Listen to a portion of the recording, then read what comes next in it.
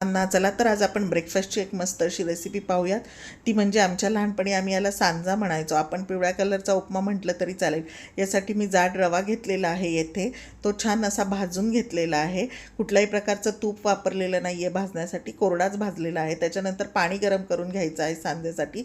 त्याच्यानंतर तेल तापल्यानंतर राई, जिरं, कढीपत्ता, हिरवी मिरची, कापलेला कांदा हे सगळं परतून झाल्यानंतर थोडीशी हळद, हिंग हे टाकल्यानंतर जेवढा रवा आहे तेवढे त्याच्या 3 पट पाणी, म्हणजे 1 वाटी रव्यासाठी 3 वाटी येथे मी गरम पाणी घेतलेलं आहे.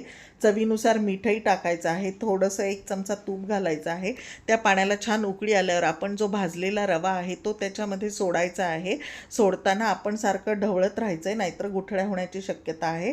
आणि अशा प्रकारे आपला उपमा 10 ते 15 मिनटामध्ये लगेच रेडी होतो आणि मुलांनाही झटपट द्यायला मस्त आहे रेसिपी. ही माझा व्हिडिओ आवडला तर प्लीज लाईक अँड सबस्क्राईब आणि नक्की करून पहा. मुलांनाही खूप